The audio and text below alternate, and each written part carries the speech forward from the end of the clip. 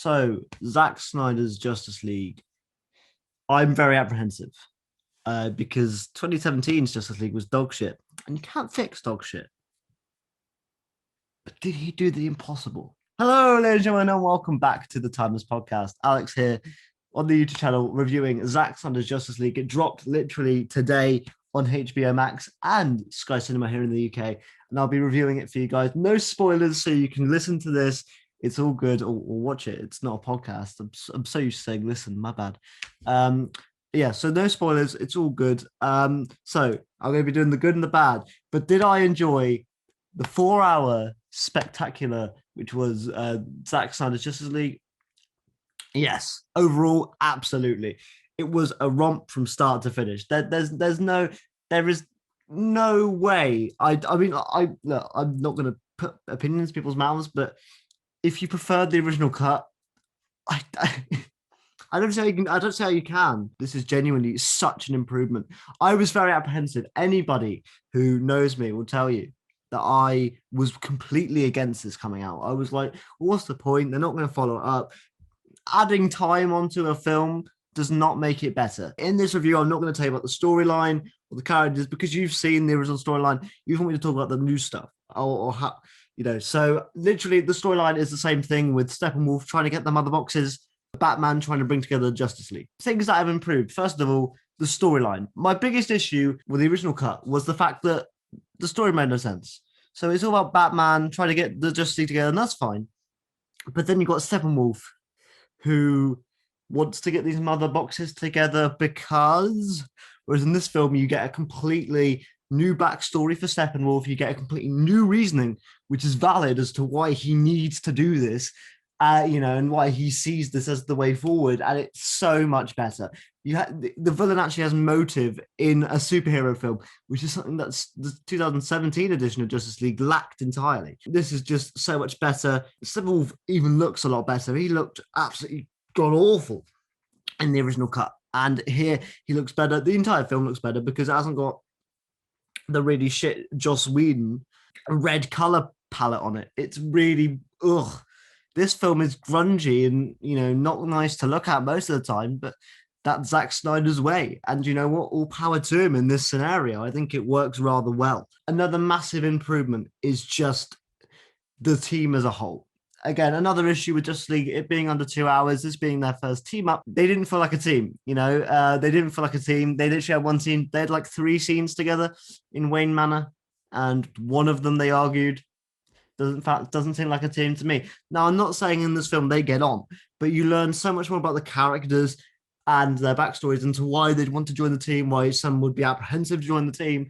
And when they come together after they fail, when they actually have discussions about why they failed, and that's, they grow as a team in this film. You feel it. Every loss feels like a loss. And then when they win something, it feels mega, especially Cyborg, who gets completely underserved in the original cut. All the stuff, he's the one that gets expanded on the most.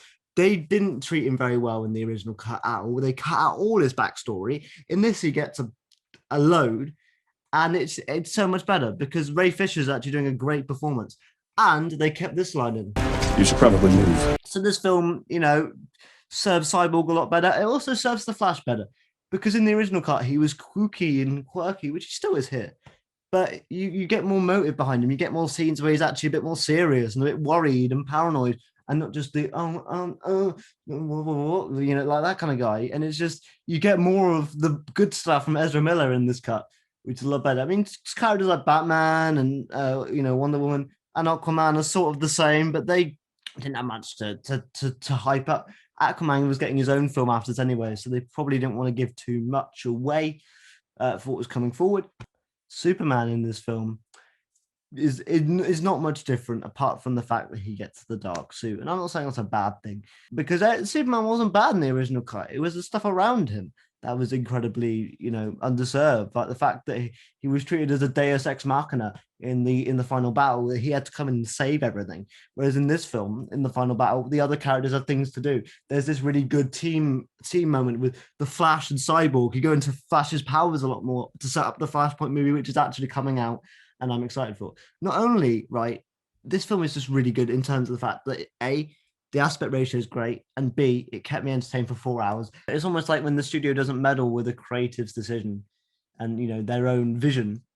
It's a lot better when nothing gets changed or tampered with. Especially when the entire film gets chopped and changed and switched to copy another studio. It's just a bit too long. I would prefer a 3.5 hour cut. Maybe there's not a sequence I think should be cut out or not. There's like some dialogue which doesn't need to be there.